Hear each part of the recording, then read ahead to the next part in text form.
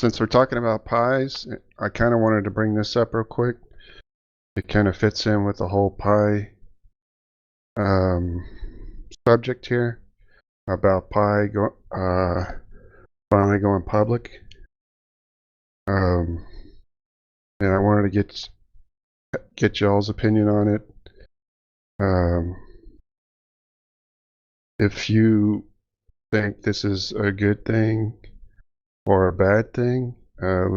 Like the way it is now, when we talk about pies, like this is our kind of hobbyist angle. Like you hear Netminer talk about everything he's done with pies, almost using them as little home labs.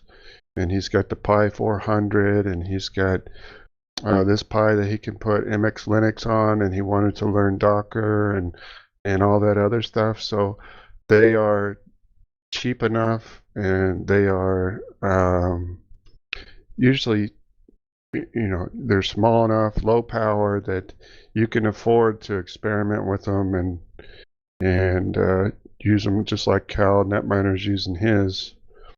But do you think when Pi goes public, we've complained in the past about the price rising and it turning from a company that was meant to support hobbyists and computer science learning and things like that to a industry? And I'm wondering if you think this is going to make things bad news. Worse. Yeah. Isn't the purpose of going public to create shareholders, and don't companies usually defer to their shareholders, and don't shareholders usually hold stock? They have a legal obligation. Right. And the shareholders that hold stock want to make money on their investment, right. And so that's why they have shares to begin with. I will say that going public is probably a bad idea, but I also want you to think about a lot of the other conversations we've had around Raspberry Pi and the discussions where we've talked about how, Orange Pi makes better boards. We wish these boards were faster. We wish that there were separated lanes for the USB. And we wish that there was another way to put like either a SATA drive on there or an M.2 drive on there. And as those things happened, it got more and more expensive. As those features were added, you ended up with a higher cost board. So yeah, it's definitely what people asked for, but I don't think that they knew the extent of what they were asking for when it came to the enthusiast market. Now, I will say that when they first came out, they did market themselves to low income, education purposes, and then the hobbyists kind of took over. But if I recall correctly, they said that they were always going to keep it at the $35 price range, and they were going to make sure revisions fit in that. Yeah, they did mention that a couple of times, but honestly, the way that, inflation happened, it just wasn't feasible to keep that unless they wanted to do that with their Zero line. And then their Zero line, it started out as a $5 machine, and it went to a $15 machine. I don't know where it's sitting at now. Yeah, I was going to bring that up too. If you want to experience what it was like, when Raspberry Pi first came out, and the very low cost but kind of low power machine, the 02W, that's kind of the way to go. Yeah, there's still a lot you can do with the Zero. I mean, you can still run a desktop on it. It's not going to be, super fast, but that's the way the original Pi was. So. But Joe has a point too, that everybody was asking for more features, faster processor, more memory. Isn't this more like Orange Pi? Why isn't this more like but other companies were hitting the same price point at almost double the features. Well, I agree with that. Some of them, when it first started happening, yes, I agree.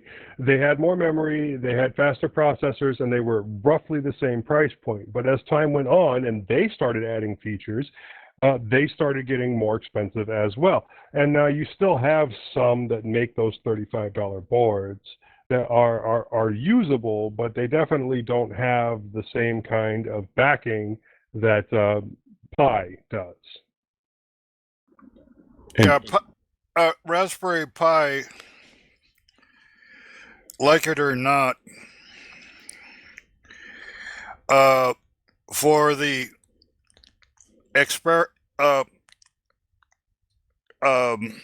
geek market, the Raspberry Pi is the Chevrolet. You know, standard. You can do almost anything with it, and it's well supported, and there's a huge community. The others may be very good, but there's still the question is, will next year's Debian support your Purple Pi board? Right. Your off-brand Pi, are they going to have as many operating systems that run on them? That's gotten better over time, but it's still a concern. I say generic ARM images would have fixed a lot of that. Now, okay. Go ahead. No, you are right on that as well. But before we segue into that, I want to segue into something else. And that's what's been interesting me lately with Raspberry Pi OS is the different things that you can run it on, which will segue nicely into the generic ARM. But like one of the shows, I brought a video where someone was talking about like $10 Chromebooks, used Chromebooks that you could get and run Raspbian OS on it. And then I did put a link already into the show notes for a tutorial on how to install Raspbian on a Raspberry Pi OS, whatever it's called now, onto a Windows RT tablet. And the only thing that's missing is hardware acceleration for graphics. So it won't play YouTube, it won't do videos very well, but it will do any of the server stuff that you want out of a Raspberry Pi. And the hardware is roughly equivalent. So I watched that video today, where they installed the Raspberry Pi OS on the Windows RT, and they even got Wi-Fi to work, but like you said, hardware video acceleration is not working, which is okay. I mean, I wouldn't be watching YouTube on it. I would be using it mainly just to interface with my server at home, you know, and to work on Proxmox and stuff like that. But the Raspberry Pi going public, on that note, what do you see to be the future of Raspberry Pi? How big of an effect is that going to be? Do you think they're going to keep the Pi Zeros separate for hobbyists, and then enthusiasts and other people are going to gravitate toward the new Raspberry Pi 6 or 7 or 8? It's going to end up being just like Panda Board, probably. I think it's gonna lose a lot of the following that they've got now, because I think they're gonna lose the enthusiast market. They're gonna go mostly industrial, because that's where they've been kind of segueing throughout the pandemic, catering to industrial uses.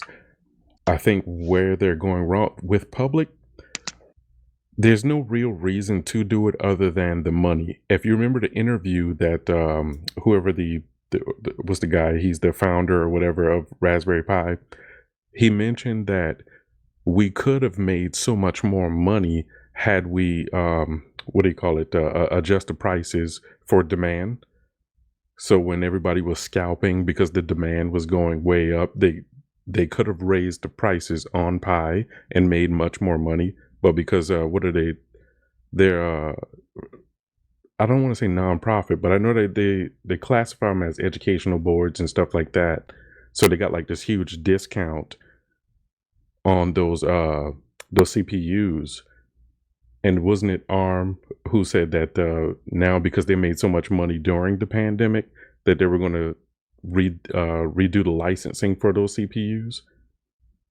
So I'm thinking with them going public, they're going into the for-profit market, and they're just going to target industry. So they're going to drop the whole educational side of things and just, look, if you want to base your new machinery, whatever you're running in your small business, use a Pi. You bring up a good point, because during all the times that there have been shortages of pies, industries got the pies first before stores got them on their shelves. And so on that end, I don't think it's going to make a big difference, because I think going public, they're still going to do that same tactic of supplying their big customers with devices before we, the hobbyists, the random consumer, sees them on the shelves, especially during chip shortages, like during the pandemic and stuff like that.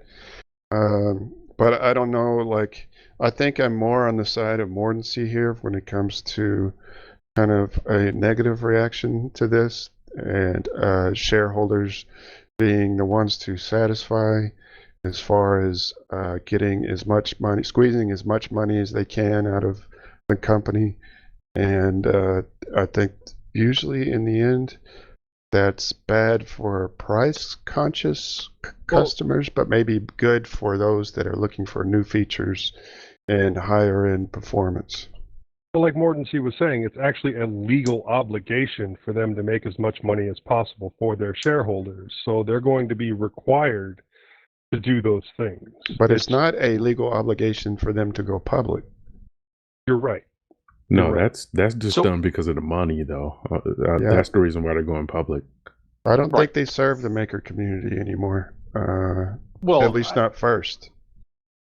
I think, like Scotty said, the boards get sent to like industrial manufacturers first.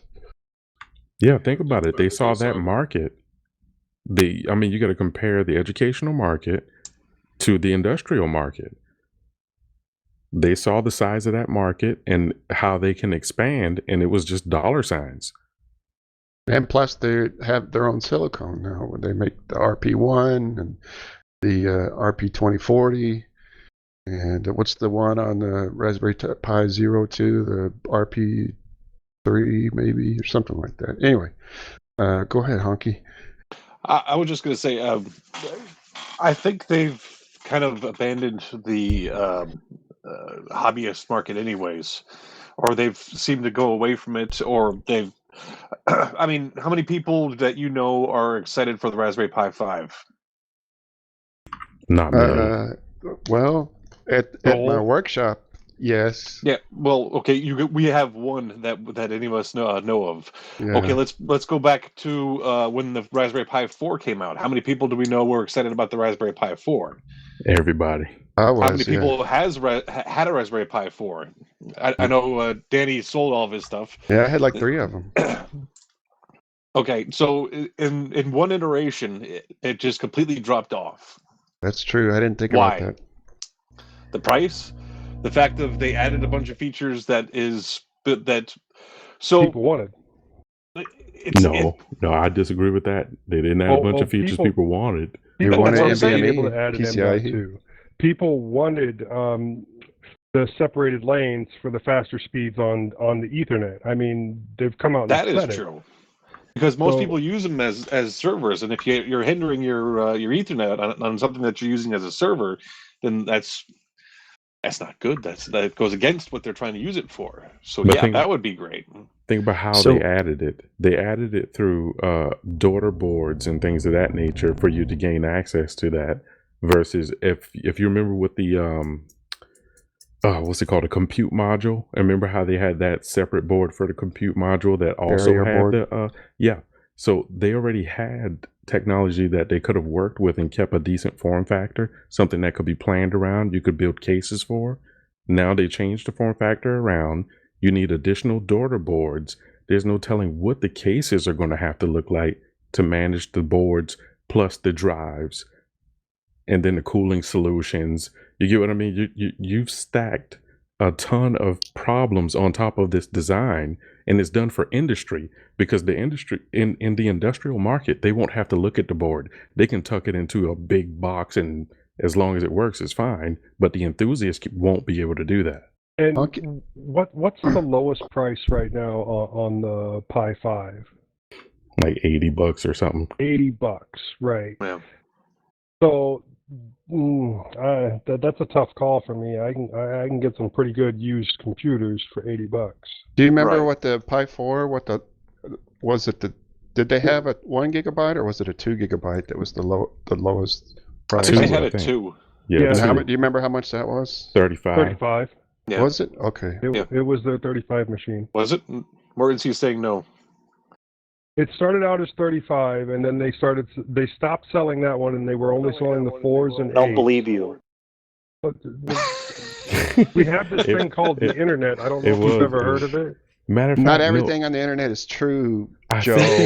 think they also had the 1 gig for a little while, but they stopped doing the 1 gig for the 2 gig as the new base model, but they kept it at $35.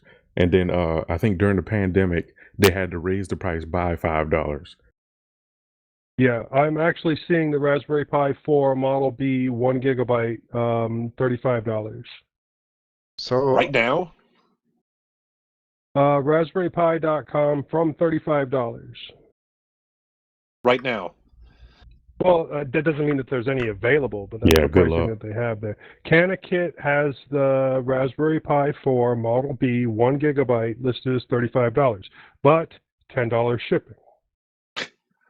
But Honky makes a good point. In one generation, they went from the star in the eye of all hobbyists to, Right. I don't know if I'm going to get it or not. Right. And even before then, a lot of people have found other boards, especially that around that same price range, that are doing more than the Raspberry Pi is doing. And I know a lot of people say that it's not as supported. The operating systems aren't there as much.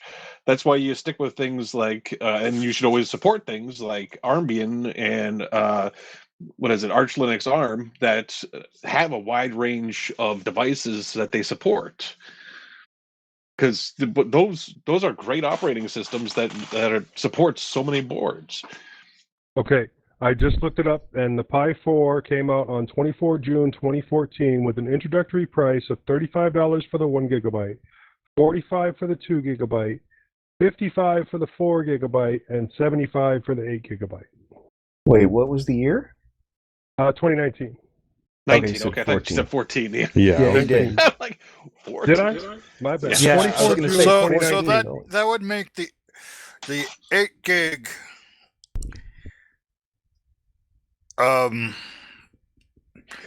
is that still available at $80 or whatever? Adafruit has it listed as $75 for the 8 gigabyte model. Does that mean that they have it? Not necessarily. And Adafruit, that's like $30 for shipping. Adafruit's shipping is out of control. Now I do see one on Amazon. Hold on. Pi 4 computer 8 gigabyte for $77. check the shipping on it though. It's probably going to be No like shipping. $80 shipping. Is it Prime? It's Prime. Prime 1 day. Get it tomorrow. No shipping. Free delivery tomorrow, February 3rd. Wow. So who's Yeah. poised to take the place of Raspberry Pi? I think Pine is probably next in line, would you say? As far as No, I don't no. think as much. Orange Pi. There you go. No. I You would think go- Orange I Pi would- above Pine, really? Yeah. Has Orange Pi got their heat issues under control? Yeah, Remember I'm the not original sure. ones? The original ones would get super hot to the point where you didn't want to touch it if it was running. I had one burn out on me. It got so hot. Hard kernel has been. I haven't Go ahead. replaced mine yet, but I have a Odroid C2, Oh, Odroid, I And forgot about. and it worked way better than my Pi 3. Now, I That's will that's say, x86, right? What? I thought the Odroid was x86, or am I thinking of another board? They do have an x86 one, but They most do of their have boards are ARM. x86, yeah. Yeah, that's hard kernel, isn't it? Who makes those? Yes. Yeah, I will have, Yeah, say that Orange Pi has gotten a lot more interesting since they started using USB-C instead of barrel connector. The USB or the Odroid C2, the Cs were a drop-in replacement for the Pis, and Okay. And yeah, GPIO I was really same and all impressed. that. So would you say Odroid is They above they Pine? were. I don't know if they are still. You know, I got a Pine, and I had issues with it. I think I said I was going to send it to Joe. Just everybody sends their garbage to Joe. I think Joe said that I can get it to work, and I said you can have it. I actually have a case for. I bought it to build a NAS with 2 hard drives. Oh. Here's That the thing sounds with fun. Pine. They always come out with some very enticing hardware, but there's just the worst experience when it comes to software. Well, they also are. They claim that they don't really make money on their devices, and that when they put out a new device, a new board, whatever, that you should consider that as reference hardware, at least in the beginning, because Pine themselves don't really do software development. They rely on the community to do software development. And sometimes their devices just don't really pan out, like the Pine Watch or Pine Time, I think it's called. You know, The Pine Note that yeah, everybody's waiting for, that e-ink notebook.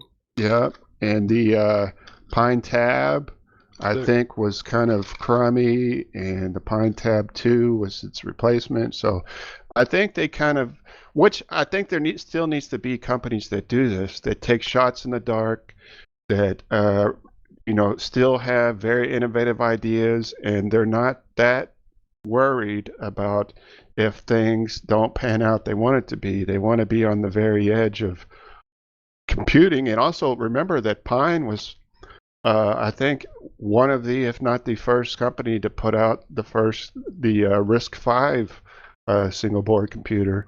Yeah. With the star. And so, I would say they're in a different category than companies like Orange Pi or Odroid.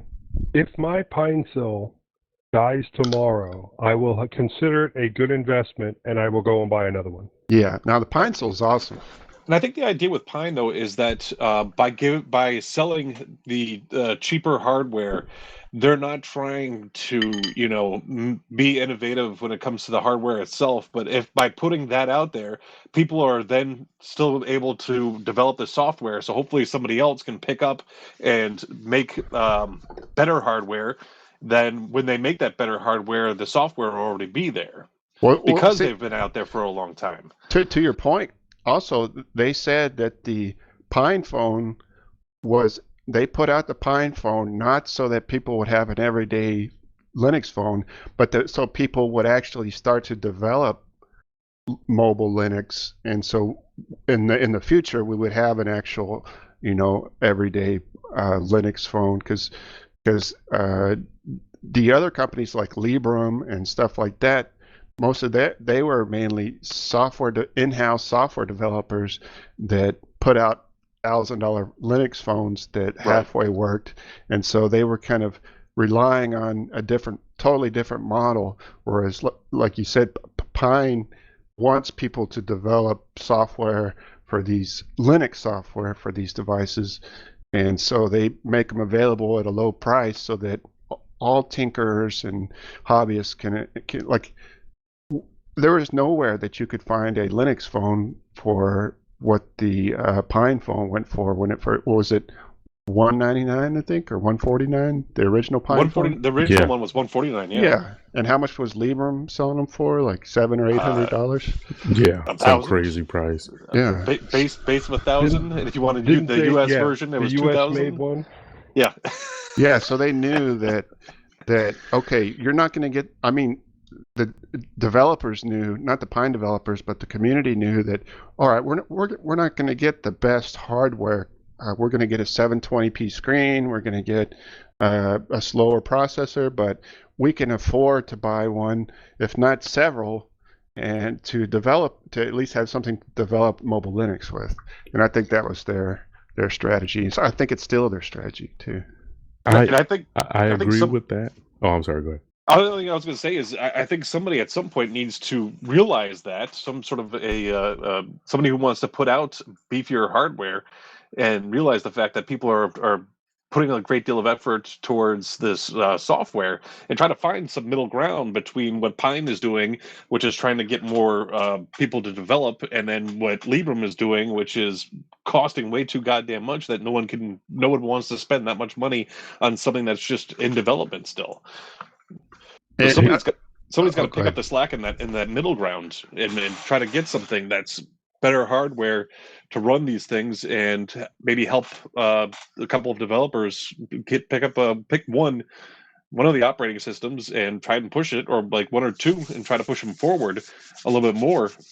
Because the great thing about the Pine phone is, people like playing around with the Pine phone, but that's all it is. It's just a little playground to play around in. It's not an everyday use. If you grab somebody who can get a piece of hardware that's really good, that can utilize what these people have been trying to do with the software, and then just try to get it to function a little bit more as an actual phone, and then you can start pushing it in that direction, because it's a slow push. It's not supposed to be one or the other. It's not supposed to, we're not going to automatically be in the phone market. You have to slowly push it along. Pine phone's got that the beginnings. I slightly disagree with it in a big way. Slightly in a big way. No, here's the thing. You're correct about virtually every single word of that, except toward the end when you mentioned that we're pushing it slowly. My experience, like what I observed from it, was that same issue that Linux has everywhere else, where soon as something good comes along, like a open hardware phone that could be used for Linux, all of a sudden there's like 150 different distros being developed all at the exact same time. None of them gets completed, and it just equals 150 different terrible experiences versus everyone trying to get together on one project, at least get it through the finish line, and once it's through the finish line, then create the derivatives. Well, I think there's also I mean, he's right, but that's always going to be the issue with open source. Right. That's another reason why it's always going to be herding cats. But that's why I mentioned that with a company driving the whole thing, even though people may not always like the direction that it's going in, you always need that machine to get you past the finish line, and from there, fork and do whatever else you want. But you need a machine to get you there. When you allow just the community to go in any direction that they want from the very beginning, this is what we get. We get a Pine phone that's been out for how many years now, and still no one could possibly say that they daily drive this thing. Right. And that's also, right. That's also I would wonder if I think a tablet with phone capabilities makes more sense for a low-end device. I like what they did with the tablet. They have the RISC-V and the ARM tablets. I think that was really, really cool. But because of all of the other software issues I can't say they've had the software issue. The product themselves have not been able to see their full potential due to lack of software. I just did not feel like it was a worthy investment. Well, I'm saying that if you don't try to squeeze everything into the standard phone form factors, you might have a more marketable product. Half of the cost of your phone stuff is trying to miniaturize everything, and use dedicated ASCs and whatnot to so everything fits in that that shirt pocket. I agree with that, by the way. You're absolutely right. I think that Pine had a great idea with the specs on the first Pine phone, keeping it very minimal. That kept the cost down. But as well, you got to think about it.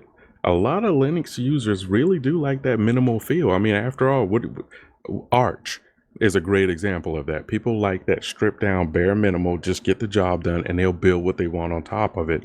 You give them something that's open, privacy focused, nice and secure. Let them build whatever they want afterward, but it at least has to function as a phone first. Before we get too far down the rabbit hole, just to bring it back to Raspberry Pi. So, is this the end for hobbyists, do you think? I'll say kind of a half thumb. Morrissey says thumbs down. Thumbs I down. guess I have a question to not get too far off in the weeds, but I bought a Pi years ago that I use as a Pi hole simply because I had literally nothing else to do with it, and I thought that was a worthwhile endeavor to use it for that purpose. I guess I don't like Joe. I know that you do a lot with 3D printing, and you're sort of doing a lot of different sort of maker and hobbyist sort of stuff. I guess I don't know the rest of you well enough to know what you're doing with 3 Pi 4s, like why you would ever need more than one. So like when you talk about why they've fallen off, why they're falling out of favor, I guess I never really understood why they were so popular in the first place. I get if you were into maybe robotics or home automation, or I know there are certain like specific projects that I know of that are useful, or where a Pi is a useful thing because it's so small and you put it out of the way and all that. But like, what is the driving force for you guys to use something like this? Well, see, for me, I'm the one I that had so over a many. dozen at one point. Yeah, and I was using them. This is before I wised up, because what I was using them for was things that I could have condensed down to a decent computer and have everything like I do now running in a hypervisor setup. And so I think for me, the draw was just I was on, still riding the coattails of the earlier Pi movement and the hobbyist maker community. It was cool to have a Raspberry Pi, and it wasn't even though it was low power, that wasn't really a driving factor for me. It was just neat to have these little boxes that were basically acting as servers, and you could have like 3 or 4 of them sitting on the shelf, and they all did individual things. Now I know that's kind of dumb compared to just putting everything together into one decent sized machine that can blow away all 4 or 5 of those Pis. Now, one use that I did have for the Pi that did make sense was using it for my media center, for my TV, and that worked out great. And that's since been replaced by Radshaw Zero, but it does the same thing as the Raspberry Pi did. I just wanted to sell the Pi though before prices went down because the chip shortage was going on whenever I sold them. But that worked out great. Smartphones replaced that. Yes. Smart TVs replaced Smart TVs, right. For me, yeah, I had Cody boxes that I built for the TVs and that. But that was it. Now, back when the Raspberry Pi 1 came out, I think, I was still working overnight at 7-Eleven. So something that I did was I bought, Pis, and then I would put RetroPie on them, and I would set them up, and I would spend the money to get the case, and I'd find a power supply, and I would go to Goodwill, the Goodwill that we had there in El Paso, and I would find old USB controllers, and then I would turn around, and after I spent the somewhere between $40 and $50 getting it all set up, I would turn around and I would sell a retro gaming system for like $125. It Yeah, helped see- pay for Christmas a couple of times. And I think that falls in the category of media consumption as well, with video games and just like I was using it for Cody and Cody boxes and stuff like that. But outside of that, for me anyway, I don't really have a use for them anymore. I'd rather buy the smaller boards to play with, like the orange pies and banana pies. They're a lot cheaper. Well, Right I can now- see why you would, from a business standpoint, I've heard several use cases where they're very, nothing else served that market that someone that I know said that they needed to have hygrometers for their server room, so something that would sense moisture, and if there was any kind of a moisture issue, so they had basically pies with sensors on them. That's all they did. They would just, and it's little things like that. Like I could totally see in an enterprise environment where that would be useful. I guess it's interesting to hear the media side of it, because that I really, outside of media and home automation, I just can't think of what you would do with them at home, because that's my conception as well, is why would I have a dedicated small weak piece of hardware for a single purpose whenever I could just run a slightly more modest piece of hardware like an old laptop or something just as inexpensive. Well, back in the so- day, even used laptops weren't all that cheap. Yeah, when that's true. Raspberry Pi first Yeah. came out. Yeah, I get So it was worth it to get a $35 computer and be able to run a server on it or something Sure. like that. Sure. Even just to be able to say that you did. You could do that as a hobbyist. But like now, I have a Raspberry Pi that's running RetroPie hooked to this little monitor that I have set on a stand right here. I have one, and the only one Raspberry Pi 4 that I've ever owned is currently running Octoprint, and it's set up running my 3D printer. Yeah, and then that's what I have a Raspberry Pi Zero that is my Pi hole, and it's also running my WireGuard. So See, but you and- don't need that Pi for that. I mean, that could be server as well, like within a one large server. Because I'll run right, I could set up a WireGuard and Docker Pi-hole instance. within my Proxmox server. Yeah, I could run a Docker instance and do that on this computer in here, but it's just easier to set it up on that, since I had I still have one Pi Zero that I haven't used. So I had like 4 Pi Zeros at one point. I don't know where one of them went, but the one But that's currently Octoprint is a running- good use for that. Yeah, for the definitely. Pi 4. Yeah.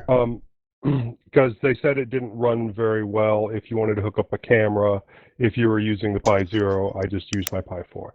I think I still have either a Pi, no, because it has the does that check? I think it's either a Pi 1 or a Pi 2 sitting in a case over there that's not doing anything. And then I have a Pi Zero that's not doing anything. And then I sent Moss one of my Pi 1s. And then, there is a Pi 3 that was in my son's handheld that I had made him that one year for Christmas, but he broke the screen on it. So it's currently sitting there doing nothing, and I have to take that apart and reclaim that Pi. Now, one thing we haven't brought up. Oh, go ahead, Joe.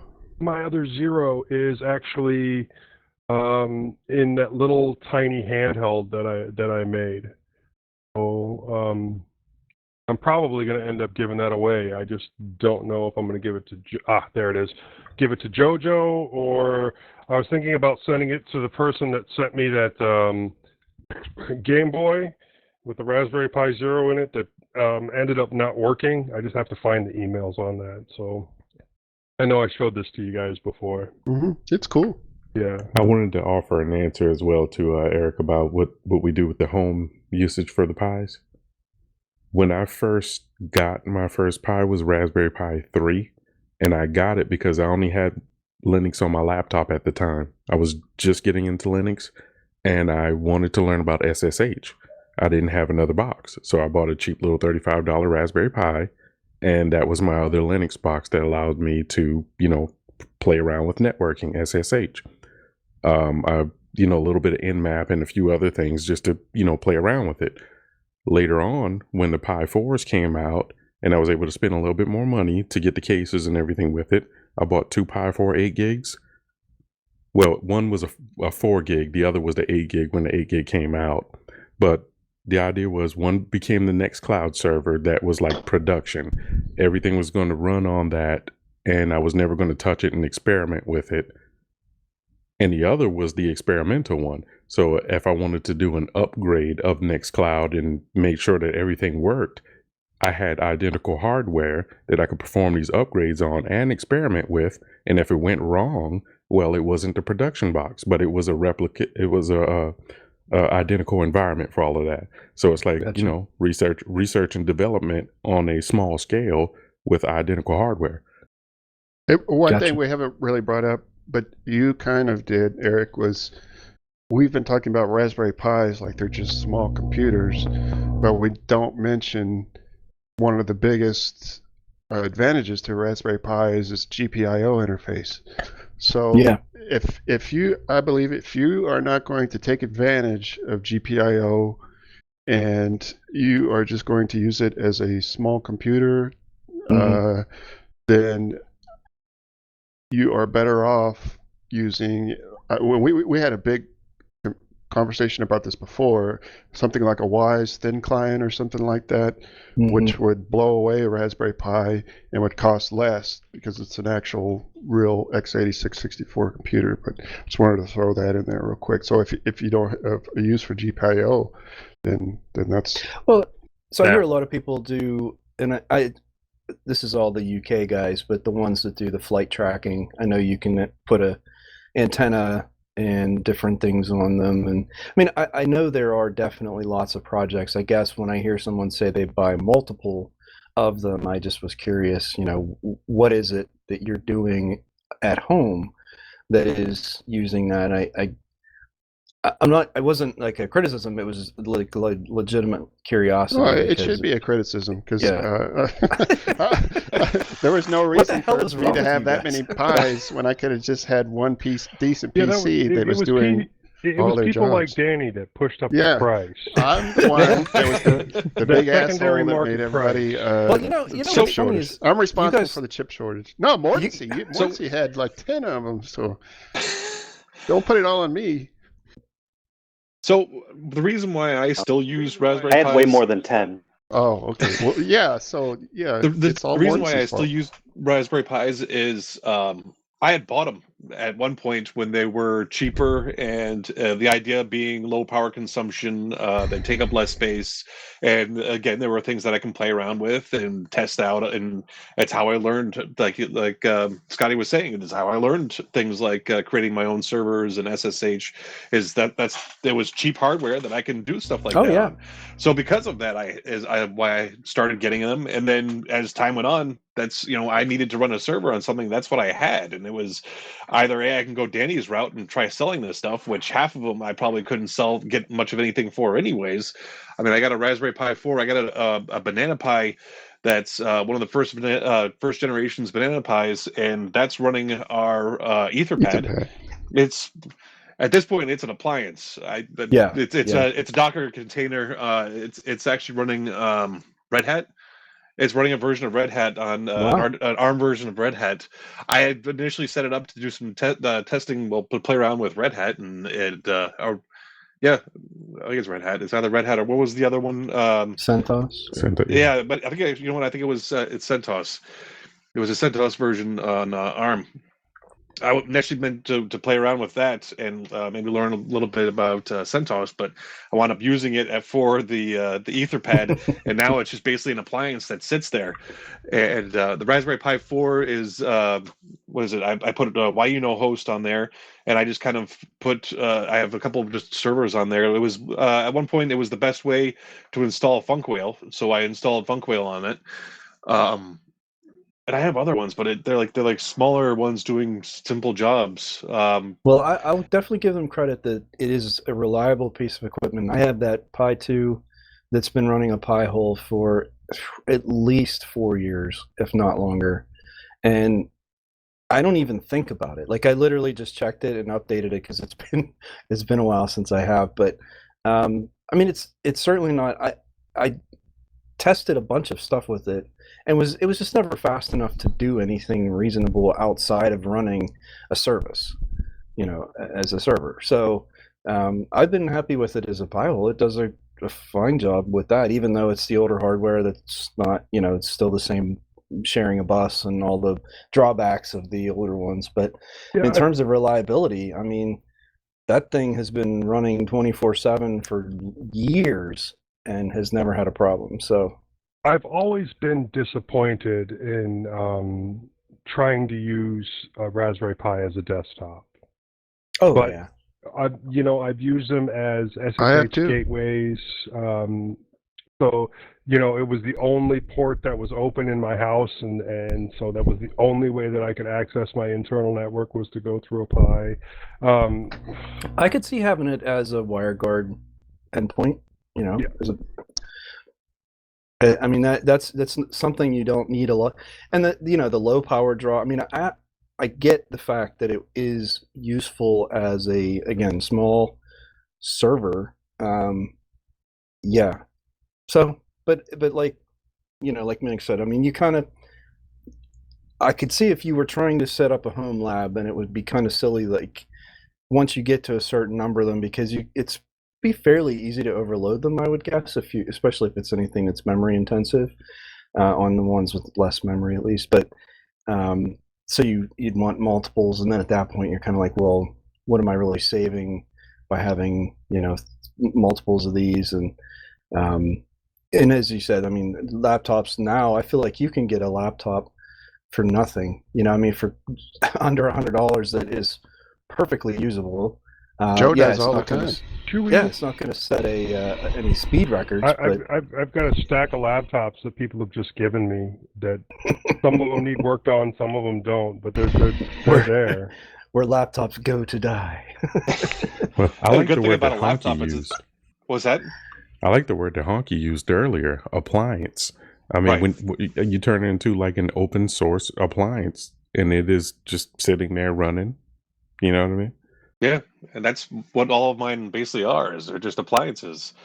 I got a little bit. Well, I got a what is it? It's an M1 that runs on. That's the design of it is still close to like the XU4 from Odroid. That's running my Nextcloud and What my about your Rox. chip, Honky? What about the poor chip?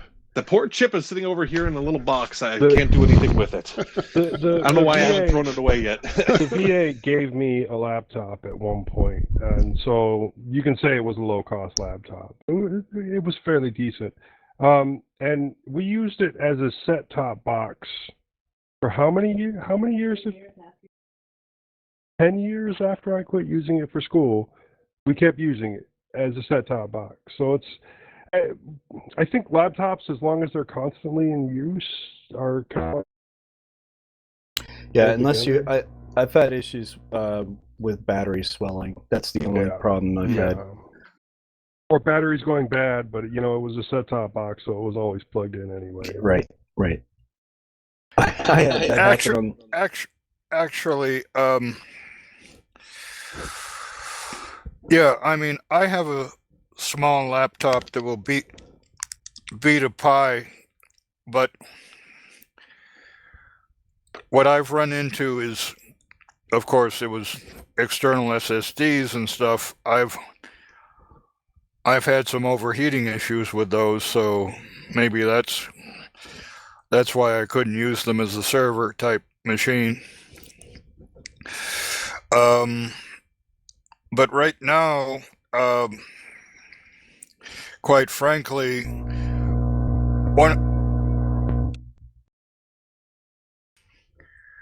one of the reasons I use the Pis is I'm dealing with old 2-wire wiring, and the Pis are more tolerant of that than more sophisticated computers.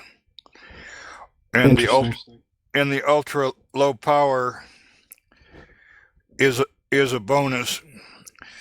because when in the summertime, when I have to use a lot of fans, I may have to shut down even my 1-liter computers and just use the Pis, because the fans will run up the electric bill like most people's AC bills. Gotcha.